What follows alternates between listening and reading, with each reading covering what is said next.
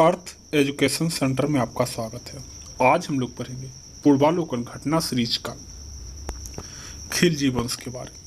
तो यदि इस चैनल पर आप लोग पहली बार विजिट किए तो चैनल को सब्सक्राइब करके बेल आइकन को दबाना ना भूलें, ताकि जब भी कोई वीडियो अपलोड हो उसका नोटिफिकेशन पहुंचे सबसे पहले आपको। चलिए हम लोग शुरू करते हैं। अब बात करते हैं खिलजी वंश की। तो खिलजी वंश के संस्थापक जो थे जलालुद्दीन खिलजी, इसकी स्थापना 1290 ईस्वी में हुई थी।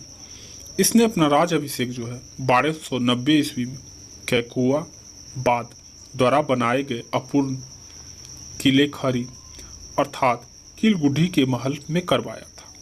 याद रखिएगा, खिलजी वंश के जो संस्थापक है जलालुद्दीन खिलजी थे। इनका राजाभिषेक 1290 ईस्वी में कैकुबाद द्वारा बनाए गए अपूर्ण किला खेरी के महल में करवाया गया था। Doctor A.L. श्रीवास्तव के अनुसार अगर बात की जाए तो जलालुद्दीन खिलजी दिल्ली का प्रथम तुर्की सुल्तान था। याद रखिएगा, खिलजी में अगर बात किया जाए तो जलालुद्दीन खिलजी जो थे दिल्ली के प्रथम तुर्की सुल्तान थे, जिसने उदार निरंकुशवाद के आदर्श पर अपने आप को सामने रखा। जलालुद्दीन जब दिल्ली का सुल्तान बना तब उस समय जलालुद्दीन उसने अलाउद्दीन को अमीर ए तुजुक का पद दिया था। याद रखिएगा, जलालुद्दीन खिलजी जब दिल्ली वंश के शासक बने थे तो वह, याद रखिएगा, दिल्ली का प्रथम तुर्क शासक थे और उन्होंने जब दिल्ली का शासक बना था तो अलाउद्दीन को अमीर ए तुजुक का पद दिया था तथा अपनी पुत्री का विवाह अलाउद्दीन से कर दिया था। खिलजी ने अपना पुत्री का विवाह अलाउद्दीन से कर दिया था। मलिक छज्जू के विद्रोह को दबाने में महत्वपूर्ण भूमिका निभाने के कारण अलाउद्दीन खिलजी को कड़ामणिपुर की सूबेदारी प्राप्त हुई। अलाउद्दीन दिल्ली का पहला सुल्तान था जिसने धर्म पर राज का नियंत्रण स्थापित किया।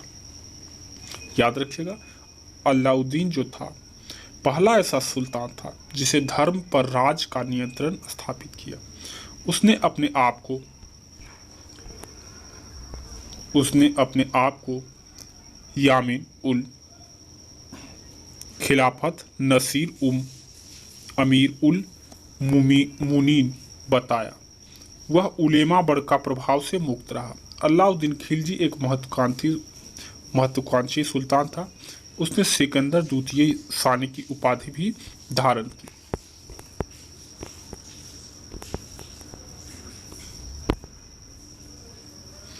उसे अपने सिक्कों पर अंकित करवाया। अलाउद्दीन का प्रसिद्ध सेनापति था जफर खां। अलाउद्दीन का जो प्रसिद्ध सेनापति जफर खां, जो मंगोल के विरुद्ध लड़ता हुआ मारा गया, जो अपने समय का श्रेष्ठ और साहसी सेनापति था। पद्मिनी राणा रतन सिंह की पत्नी थी। अलाउद्दीन खिलजी के मेवाड़ की राजधानी चित्तौड़ पर आक्रमण के दौरान राणा रतन सिंह की मृत्यु हो जाने के कारण रानी पद्मिनी ने जौहर कर लिया था। पद्मिनी की कहानी के आधार पर 1540 ईस्वी में मलिक मोहम्मद जायसी द्वारा लिखित काव्य पुस्तक पद्मावत है। अलाउद्दीन के शासनकाल के प्रारंभ में कुछ विद्रोह हुए। इन विद्रोहों के कारणों पर विचार करके अलाउद्दीन खिलजी ने इसे समाप्त करने के लिए 4 अध्यादेश जारी किए। पहला अध्यादेश के द्वारा उपहार, पेंशन, दान एवं प्राप्ति भूमि आदि व्यक्तियों से वापस ले ली गई तथा सरकारी अधिकारियों को सभी व्यक्तियों को अधिकाधिक कर लेने का आदेश दे दिया गया। दूसरा अध्यादेश जो था उसके अनुसार गुप्तचर विभाग का संगठन किया गया और तीसरे अध्यादेश के अनुसार मादक द्रव्य अर्थात शराब, भांग आदि का प्रयोग तथा जुआ खेलने पर रोक लगा दी गई। चौथे अध्यादेश के द्वारा सरदार और अमीरों की दावतों, विवाह संबंधों पर प्रतिबंध लगा दिया गया। अलाउद्दीन ने आक्रमण के समय देवगिरी का शासन रामचंद्र देव था। अलाउद्दीन के आक्रमण के समय देवगिरी का शासक जो था रामचंद्र देव था।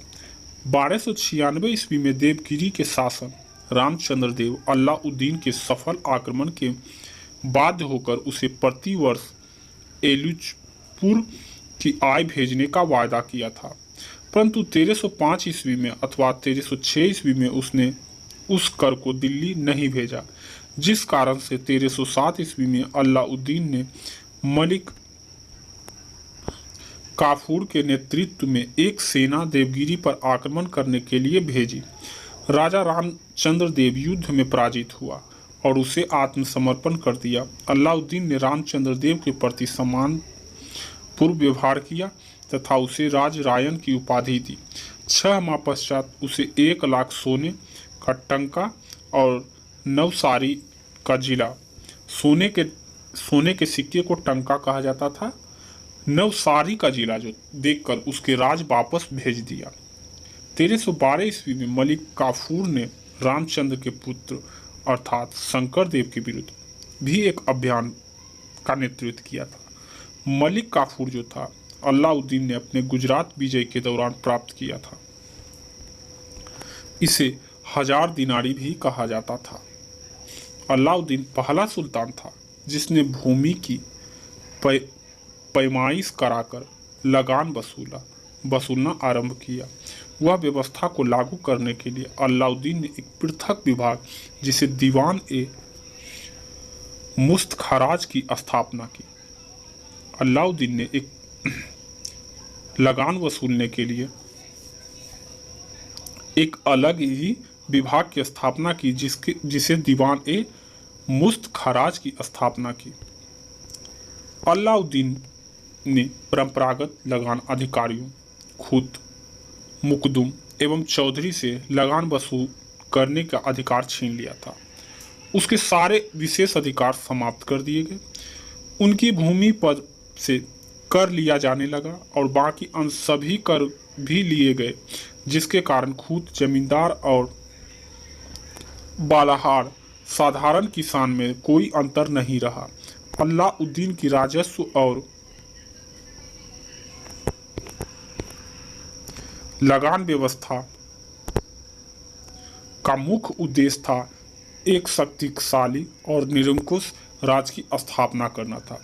उसने उस सभी व्यक्ति से भूमि छीन ली जिन्हें वह मिल्क राज के द्वारा प्रदत्त संपत्ति, इनाम, इंदिरात, पेंशन तथा वफ धर्मांत प्राप्त हुई भूमि थी। फलतः यह हुआ कि खालिसा भूमि अधिक पैमाने पर विकसित हुई। अलाउद्दीन खिलजी की उपज का 50% भूमि कर खराज के रूप में निश्चित किया गया। अलाउद्दीन के पहले जो सुल्तान थे, जो भी दान के रूप में धन, संपत्ति, जमीन दिए थे, उसको सभी को वह कब्जा कर लिया और उस पर कर लगा दिया। उपज का 50% जो भूमि कर का रूप में निश्चित किया गया।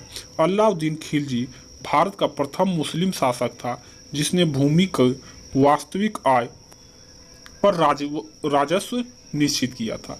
अलाउद्दीन ने बाजार नियंत्रण या मूल्य नियंत्रण की नीति भी लागू की। अलाउद्दीन खिलजी जो था वह बाजार नियंत्रण मूल्य लागू किया और अलाउद्दीन खिलजी के द्वारा ही वास्तविक आय राजस्व निश्चित किया गया, वो भूमि के अनुसार। अलाउद्दीन ने बाजार नियंत्रण में सफलता के लिए कुशल कर्मचारी नियुक्त किए थे।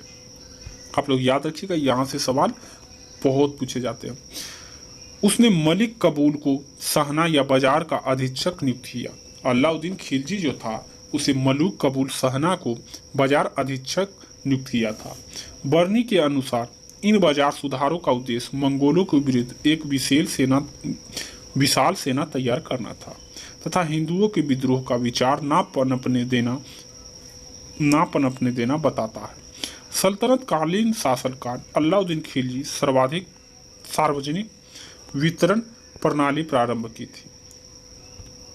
अलाउद्दीन खिलजी जो था उसके द्वारा लगाए गए 2 नवीन कर थे, घड़ी कर और दूसरा चराई कर। जो घरों की झोपड़ियों पर लगाया जाता था उसे घड़ी कर कहा जाता था और जो चराई पर लगाया जाता था अर्थात जो दुधारू पशुओं पर लगाया जाता है उसे चराई कर कहा जाता था। याद रखिएगा, अलाउद्दीन खिलजी के द्वारा 2 कर लगाया गया था। एक घड़ी कर जो घरों पर लगाया जाता है, झोपड़ियों पर लगाया जाता था, और दूसरा चराई पर जो दुधारू पशुओं पर लगाया जाता था। 1306 के बाद अलाउद्दीन खिलजी के समय में दिल्ली सल्तनत जो है एवं मंगोलों के बीच सीमा रावी नदी थी। 1306 ईस्वी में जो अलाउद्दीन खिलजी के समय जो था, दिल्ली सल्तनत एवं मंगोल के बीच के जो सीमा थी वह रावी नदी थी। सुल्तान गयासुद्दीन तुगलक के समय में सिर मुगल के नेतृत्व में 1325 ईस्वी में मंगोल सेना ने सिंधु को अवश्य पार किया था, लेकिन सामने के सूबेदार मलिक सादी ने उन्हें हरा दिया था। मुबारक खिलजी ने स्वयं को खलीफा घोषित किया तथा अल इमाम उल इमाम खिलाफत उल्लाह आदि उपाधियां धारण की, जिनके वह सर्वथा आयोग था। नसरुद्दीन खुसरवा शाह 15 अप्रैल से 7 सितंबर 1320 ईस्वी में हिंदू से प्रावर्तित मुसलमान था। इसे अपना नाम का खुतबा पढ़वाया तथा पैगंबर का सेनापति की उपाधि ग्रहण की। इसके विरोधियों ने इसे इस्लाम का शत्रु और इस्लाम खतरे में का नारा दिया। इस तरह से खिलजी वंश जो हुआ थ्योरी सेक्शन समाप्त हो गया। अब इसका हम लोग अच्छे तरीके से MCQ लगाएंगे पूरे डिस्कशन के साथ। तो इस चैनल पर के माध्यम से क्रमबद्ध तरीके से चलाया जा रहा है। तो यदि इस चैनल पर आप लोग पहली बार विजिट किए हैं तो चैनल को सब्सक्राइब करके बेल आइकन को दबाना ना भूलें। मिलते हैं हम लोग नेक्स्ट वीडियो में। अभी के लिए बस इतना ही। जय